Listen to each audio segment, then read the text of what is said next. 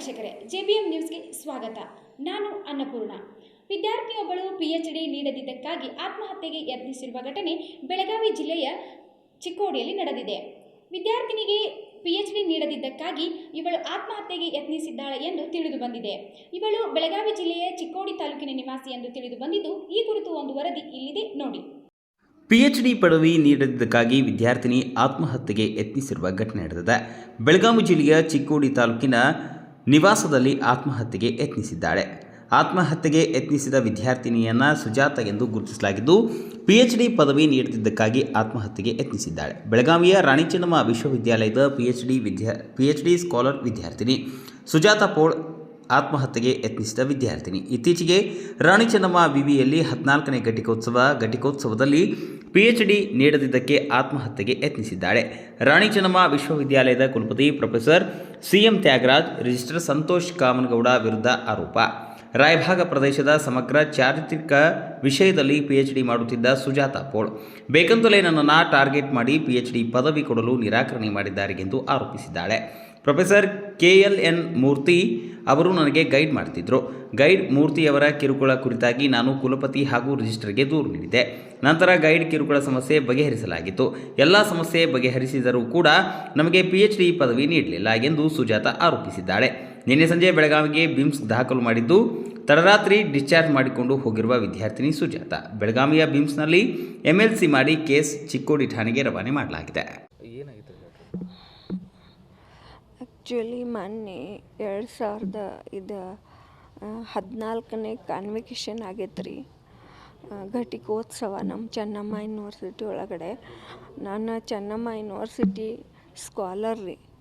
ಆದರೆ ನನಗೆ ಆಮೇಲೆ ನನ್ನ ಗೈಡಿಗೆ ಸ್ವಲ್ಪ ಸ್ಕ್ರ್ಯಾಪ್ ಆಗಿತ್ತು ರೀ. ಆ ಟೈಮ್ದಾಗ ನಮ್ಮ ಸಮಸ್ಯೆಯನ್ನು ನಾವು ಬಗೆಹರಿಸ್ಕೊಂಡ್ವಿ ರೀ. ಆದರೆ VC ಮತ್ತು ಇದು ಕಾಮಗೌಡ ಅವ್ರು ಇದಾರಲ್ರಿ ರಿಜಿಸ್ಟ್ರ, ಅವ್ರ ಸಮ್ಮುಖದಲ್ಲಿ ಹೋಗಿದ್ವಿ. ಸರ್ ಏನಾದರೂ ಮಾಡಿ ನಮ್ಮ ಗೈಡ್ಗೆ ವಾರ್ನಿಂಗ್ ಮಾಡಿರಿ ಅಂತ ನಾವು ಹೇಳಿದ್ವಿ. ಆದರೆ ಅವರು ಯಾವುದೇ ಕಾರಣಕ್ಕೂ ವಾರ್ನಿಂಗೂ ಮಾಡಲಿಲ್ಲ, ಅವ್ರಿಗೇನು ತಾಕೀತು ಮಾಡಲಿಲ್ಲ. ಆನಂತರ ನಾನೇನು ಮಾಡಿದ್ನಿ, ಒಂದಿನ ನನಗೆ ಅವ್ರ ಕಾಟ ಅತಿ ಹೆಚ್ಚಾಗಿತ್ತು ರೀ. ಯಾರ್ದಂದ್ರೆ ನಮ್ಮ ಗೈಡ್ದು, ಅವ್ರದ್ದು ಕಾಟ ಹೆಚ್ಚಾಗನ ಆಗಲಿ ಅಂತ ಹೇಳಿ ನಾನು ನಮ್ಮ ಗೈಡ್ದ KLN ಮೂರ್ತಿ ಅಂತ ತದನಂತರ ನಾನು VC ಚೇಂಬರ್ಗೆ ಹೋದ್ನಿ. VC ಚೇಂಬರ್ಗೆ ಹೋಗಿ VCನ ಮುಂದೆ ಒಂದೇ ಹೊಡೆದ್ನಿ ನನ್ನ ಗೈಡ್ಗೆ. ಯಾಕಂದ್ರೆ ಅಷ್ಟೊಂದು ಟಾರ್ಚರ್ ಮಾಡ್ತಿದ್ರು ಅವರು. ಆಮೇಲೆ ಅಷ್ಟು ಆದ್ರೂ ಕೂಡ ನಮ್ಮ VC ಏನಂದರು, ಇಲ್ಲ ಮೂರ್ತಿ, ನಿನ್ನ ಸಮಸ್ಯೆಯನ್ನು ಹೊರಗಡೆ ನೀನು ಮುಗಿಸ್ಕೊ ಅಂತ ಅಂದ್ರಿ. ಆಯ್ತಂತ ಹೇಳಿ ಅವನು ಸುಮ್ಮನಾಗಿ ಬಂದ, ನಾನು ಬಂದೆ. ಅಷ್ಟು ಆದ್ರೂ ಕೂಡ ಅವರು ಏನು ಬದಲಾವಣೆ ಆಗಲಿಲ್ಲ ರೀ. ಆಮೇಲೆ ನಂದು PhD ಕೋರ್ಸ್ ವರ್ಕ್ ಆಗಲಿ, ಆಮೇಲೆ ಫೈನಲ್ ಥೀಸಿಸ್ ಸಬ್ಮಿಷನ್ ಆಗಲಿ, ಪ್ಲಾಗರಿಸಮ್ ಆಗಲಿ, ಎಲ್ಲ ಪ್ರತಿಯೊಂದೊಂದು ಪ್ರೊಸೀಜರ್ ಅರ್ಜೆಂಟಾಗಿ ಮುಗಿಸಿದ್ರು ರೀ. ಆದರೆ VC ಅವರು ನನಗೆ ವಾರ್ನಿಂಗ್ ಕೊಟ್ಟಿದ್ರು. ಏನು ತಾಕಿತ್ತಪ್ಪ ಅಂದ್ರೆ, ನಿಂದೆಲ್ಲ ಫಸ್ಟ್ PhD ಮುಗಿಸ್ಕೊ, ಆಮೇಲೆ ಅವನಿಗೆ ನಾವು ನೋಡ್ತೀವಿ ಅಂತ ಹೇಳಿದ್ರು. ಆಮೇಲೆ ನಾವು ನೋಡಿದ್ವಿ. ನನ್ನ ಫೈನಲ್ ಥೀಸಿಸ್ ಸಬ್ಮಿಷನು ಮಾಡಿದ್ನಿ, ವೈವಾನೂ ಆಯಿತು. ಎಲ್ಲ ಆದಮೇಲೆ ಅವ್ರು ಏನು ಮಾಡಿದ್ರು ಅಂದ್ರೆ, 2-3 ತಿಂಗಳು ಮತ್ತು ಸುಮ್ಮನೆ ಕೂತ್ರು. ಅವನ ಮೇಲೆ ಏನೂ ಆ್ಯಕ್ಷನ್ ತೊಗೊಳ್ಳಿಲ್ಲ. ಆಮೇಲೆ ಅಷ್ಟರೊಳಗೆ ನಮ್ಮ ಗೈಡ ನನಗೆ ಮೋಸ ಮಾಡ್ತಿದ್ದ. ಪ್ರತಿ ಮಾತಿಗೂ ಅದೇನು ಮಾಡ್ತಿ ಮಾಡು ಅಂತ ಹೇಳ್ತಿದ್ರಿ. ಆಮೇಲೆ ನಾನು ಹೋಗಿ ಕಾಮಗೌಡ ಅವರಿಗೆ, ಇವರು VC ಇದ್ದಾರಲ್ಲ ತ್ಯಾಗರಾಜ್ ಅಂತ ಹೇಳಿ, ಅವ್ರಿಗೆ ಹೋಗಿ ಹೇಳಿದ್ನಿ, ಸರ್ ನೀವು ಟೈಮಿಂಗ್ ತೊಗೋತೇನಂದಿದ್ರಿ, ತೊಗೊಂಡೆ ನಾನು, ಮತ್ತು ನೀವೇನು ಆ್ಯಕ್ಷನ್ ತೊಗೊಲಿಲ್ಲಲ್ರಿ ಅಂತ ಅನ್ನಿ. ಅದೇನು ನನಗೆ ಹೇಳ್ತೀನಿ ನೀನು ಕೋರ್ಟ್ ಐತಿ, ಕಚೇರಿ ಐತಿ, ಅಲ್ಲೇ ಹೋಗಿ ಹೇಳ. ಅಂದ್ರೆ ನೀವು ಥೀಸಿಸ್ ಸಬ್ಮಿಟ್ ಮಾಡಿದ್ರಿ? ನಾನು ಸಬ್ಮಿಷನ್ ಮಾಡಿದ್ನಿ ಆಲ್ರೆಡಿ. ಮೊನ್ನೆ ಘಟಿಕೋತ್ಸವದಾಗ ಕೊಡಬೇಕಿತ್ತು. ಅವರು ನನಗೆ ಕಾನ್ವಿಕೇಷನ್ ಕೊಡಬೇಕಿತ್ತು, ಎಲ್ಲ ವಿದ್ಯಾರ್ಥಿಗಳಿಗೂ ಕೊಟ್ಟರು. ಆದರೆ ನನ್ನನ್ನು ಇವರು ಏನು ಮಾಡಿದರು, ನಾನು ಒಂದು ಅಪಹರಣ ಮಾಡಿದ್ದೀನಿ, ಅಥವಾ ನಾನೊಬ್ಬಾಕಿ ಏನಪ್ಪ ಅಂದ್ರೆ ಅಪರಾಧಿ ಅನ್ನೋ ಮಟ್ಟಕ್ಕೆ ನನಗೆ ಚೆನ್ನಮ್ಮ ವಿಶ್ವವಿದ್ಯಾಲಯದವ್ರು ನೋಡಿದ್ರು. ಯಾಕಂದ್ರೆ ನಾನು ಹುಟ್ಟಿ ಬೆಳೆದಿದ್ದೆ ನಾನು ಕರ್ನಾಟಕದಾಗ, ಅದು ಬೆಳಗಾವಿ ಜಿಲ್ಲೆ ಒಳಗೆ. ಇವರು ಕಾಮಗೌಡ ಆಗಲಿ KS ಅಧಿಕಾರಿ ಇವರು, ಆಮೇಲೆ ವಿ ಸಿ 3 ವರ್ಷ ಇರ್ತಾರೆ, ಕಾಮಗೌಡ ಅವರ ಇನ್ನೊಂದು 6 ತಿಂಗಳ ನಿಲ್ಬೋದು. ಆದ್ರೆ ಈ ಚೆನ್ನಮ್ಮ ಯೂನಿವರ್ಸಿಟಿ ಒಳಗಡೆ ಈಗ ನನಗೆ 32 ಏಜ್. ಈ ಚೆನ್ನಮ್ಮ ಯೂನಿವರ್ಸಿಟಿ ಅಧೀನದಾಗ ನಾನು ಕೆಲಸ ಮಾಡ್ತೀನಿ. ನನಗೆ ಚೆನ್ನಮ್ಮ ಯೂನಿವರ್ಸಿಟಿ ಬಗ್ಗೆ ಅತಿ ಗೌರವವೂ ಐತಿ, ಅತಿ ಇದನ್ನು ಐತ್ರಿ, ಅಭಿಮಾನವೂ ಐತಿ. ಇವ್ರು ಇವತ್ತು ಬಂದು ನಮ್ಮ ಚೆನ್ನಮ್ಮ ಯೂನಿವರ್ಸಿಟಿ ಒಳಗಡೆ ಕಾಮಗೌಡ ಆಗಲಿ, ಆಮೇಲೆ ಇವನು ತ್ಯಾಗರಾಜ್ ಆಗಲಿ ಲೂಟಿ ಹೊಡೆದಂಗೆ ಮಾಡಕತ್ತಾರ್ರಿ. ಚೆನ್ನಮ್ಮ ವಿದ್ಯಾಲಯದಲ್ಲಿ ಸಾಕಷ್ಟು ಫಂಡ್ಗಳನ್ನು ಬರ್ತಾವ, ಅದು ಲೂಟಿ ಹೊಡ್ಯಾಕತ್ತಾರ. ಈಗ ನೀವೇನು ಗೈಡ್ ಮೇಲೆ ಆರೋಪ ಮಾಡ್ತಾರಲ್ಲ, ಯಾವ್ದು ರೀತಿ ಅವರು ನಿಮ್ಗೆ ತೊಂದರೆ ಕೊಡ್ತಿದ್ರು ಅಂತ? ಅವರು ನನ್ನ ಗೈಡ್ ನನಗೆ ಲೈಂಗಿಕವಾಗಿ, ದೈಹಿಕವಾಗಿ, ಮಾನಸಿಕವಾಗಿ ಎರಡೂ ರೀತಿಯಿಂದ ನನಗೆ ತೊಂದರೆ ಮಾಡ್ತಿದ್ರು. ಅದು ನಾನು ಆಮೇಲೆ ನನ್ನ ಗೈಡು ಇಬ್ಬರು ಕೂಡಿ ಸಮಸ್ಯೆಯನ್ನು ಬಗೆಹರಿಸ್ಕೊಂಡಿದ್ದೀವಿ. ನಮ್ಮ ಸಮಸ್ಯೆ ನಾವು ಬಗೆಹರಿಸ್ಕೊಂಡಿದ್ದೀವಿ. ಆದ್ರೆ ಇವರು ಕಾಮಗೌಡ ಮತ್ತು ವಿ ಸಿ ಇವರು ಇಬ್ಬರೂ ನನ್ನ ಮೇಲೆ ಅಧಿಕಾರ ಮತ್ತು ದುಡ್ಡಿನ ಗರ್ವ ತೋರ್ಸಕತ್ತಾರ. ನಾನು ಹೇಳಿದೆ ಕಾಮಗೌಡ ಇವ್ರಿಗೆ ಹೇಳಿದೆ, ನಾನು CM ತ್ಯಾಗರಾಜ್ ಅವ್ರಿಗೆ ಹೇಳಿದೆ, ಅಂದ್ರೆ ನಿಂದೇನಾದ್ರೂ ಅಮ್ಮ ನನಗೆ ಹೇಳೋದಿಲ್ಲ, ನಿನ್ನ ಏನಿದ್ರೂ ಕೋರ್ಟ್ ಒಳಗಡೆ ಕಚೇರಿ ಒಳಗಡೆ. ಇವತ್ತು ಏನಾಯ್ತು ಮೇಡಮ್? ಇವತ್ತು ಅಂದರೆ ಮೊನ್ನೆ 2014ನೇ ಘಟಿಕೋತ್ಸವ ಆಯಿತು. ನನ್ನ ಬ್ಯಾಚ್ಮೇಟ್ಸಿಗೆ ಒಬ್ಬೊಬ್ಬರಿಗೂ ಎಲ್ರಿಗೂ ಕಾನ್ವಿಕೇಷನ್ ಕಳ್ಸ್ಯಾರ, ಲೆಟ್ರ್ಗಳನ್ನು. ಆದರೆ ನನಗೆ ಇದು ಕೊಡಲಿಲ್ಲ, ಏನಂದ್ರೆ ಕಾನ್ವಿಕೇಷನ್ ಕೊಡಲಿಲ್ಲ. ಇದೇ ರೀತಿ ಸಾಕಷ್ಟು ವಿದ್ಯಾರ್ಥಿಗಳಿಗೆ ಈ ತ್ಯಾಗರಾಜ್ ಅವರು ಆಮೇಲೆ ವಿ ಸಿ ಕಾಮಗೌಡ ಅವರು ಮೋಸ ಮಾಡಾಕತ್ತಾರ.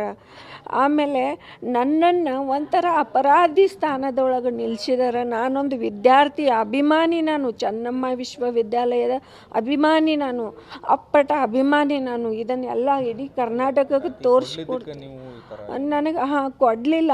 ಅಷ್ಟಕ್ಕೂ ನಾನು ಅಪರಾಧಿ ಅಂತ ಯಾಕೆ ನೇಮಿಸಿದ್ರು? ಅಪರಾಧಿ ಅಂದರೆ ನಾನು ಹೆಣ್ಣು ಮಕ್ಕಳ ಪರವಾಗಿ ನಾನು ಒಂದಿನ ಕಾಲೇಜ್ಗೆ ಹೋದ್ರೆ ಒಂದೊಂದು ವಿದ್ಯಾರ್ಥಿಗಳು ನನಗಂದರು, ಅಕ್ಕ ನೀನು ಮಾಡಿದ್ದು ಸರಿ ಐತಿ, ಇನ್ನು ಮುಂದಾದರೆ ಎಲ್ಲ ಪ್ರೊಫೆಸರ್ಗಳು ತನ್ನ ಹಿಡಿತದೊಳಗದಾರು, ಯಾರು ಹೆಣ್ಮಕ್ಳ ತಂಟೆಗೂ ಹೋಗಂಗಿಲ್ಲ, ನೀ ಮಾಡಿದ್ದು ಗ್ರೇಟ್ ಅಕ್ಕ ಅಂತಾರೆ. ಯಾವ ಸಬ್ಜೆಕ್ಟಿಗೆ ಇದು ಮಾಡಿದ್ರಿ ಮೇಡಮ್? ಯಾರು ಗೈಡ್ ಅದರಲ್ಲ ಮೂರ್ತಿಯವರು, ಯಾವ ಸಬ್ಜೆಕ್ಟಿಗೆ ನೀವು ಥೀಸಿಸ್ಗೆ ಅಪ್ಲೈ ಮಾಡಿದ್ರಿ? ಯಾವುದಕ್ಕೆ ಬರಬೇಕಿತ್ತು ಅಂತ? ನನಗೆ ಅವರು ಗೈಡಾಗಿ ಒಂದು ಕೆಲಸ ಅವ್ರನ್ನೆಲ್ಲ ಮಾರ್ಗದರ್ಶನ ಮಾಡಿದ್ದಾರೆ. ಬಟ್ ಆದರೆ ಸ್ವಲ್ಪ ಕಿರುಕುಳ ಕೊಡ್ತಿದ್ರು. ಯಾಕಂದರೆ ಯಾವ ಸಬ್ಜೆಕ್ಟ್ ಮೇಡಮ್? ನನ್ನ ಸಬ್ಜೆಕ್ಟ್ ರಾಯಬಾಗ್ ಪ್ರದೇಶದ ಸಮಗ್ರ ಚಾರಿತ್ರಿಕ ಅಧ್ಯಯನ ಕ್ರಿಸ್ತಶಕ 1800ರವರೆಗೆ ಅಂತೇಳಿ ನನ್ನ ಟೈಟಲ್ ಐತ್ರಿ. ಇತಿಹಾಸ ಸಂಬಂಧ. ಈಗ ನಿಮಗೆ ಕೊಡ್ಲಿದ್ದಕ್ಕೆ ಇವತ್ತು ಮಾಡಿ ಏನು ಮಾಡ್ಕೊಂಡ್ರಿ ಮೇಡಮ್ ಈ ಥರ? ನಾನು ಇವತ್ತು ನನ್ನ ಪಾಯ್ಸನ್ ತೊಗೊಂಡೇನು ಸರ್. ಎಲ್ಲಿ ನೀವು ಯಾವ ಊರು ಮೇಡಮ್? ನಾನು ಚಿಕ್ಕೋಡಿ ಮನೆ. ಅಂದರೆ ಇವರು ಮಾನಸಿಕವಾಗಿ ಎಲ್ಲ ಫ್ರೆಂಡ್ಸು ಕಾನ್ವಿಕೇಷನ್ ತೊಗೊಂಡ್ರು. ಆದರೆ ಈ ಕಾಮಗೌಡಗ ಆಮೇಲೆ ತ್ಯಾಗರಾಜಿಗೆ ತಿಳಿಬೇಕಿತ್ತಲ್ಲ.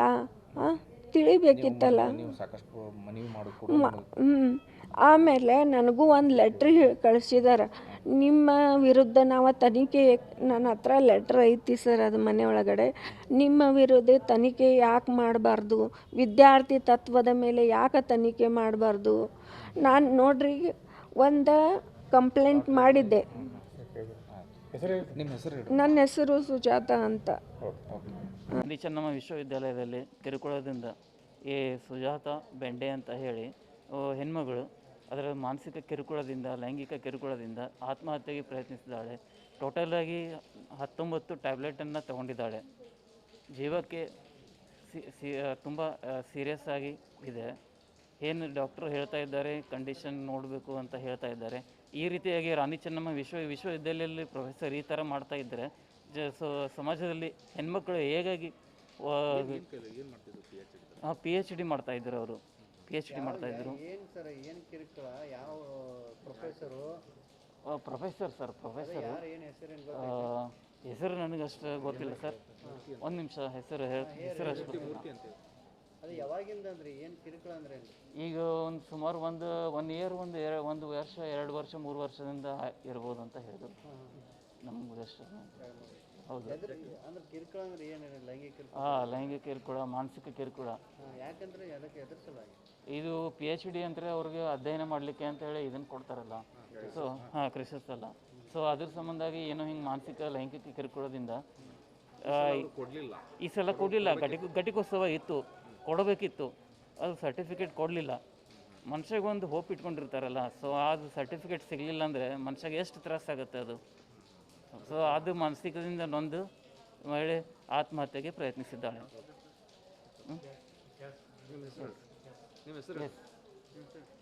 ನನ್ನ ಹೆಸರು ಶಿವಕುಮಾರ್ ಅಂತ.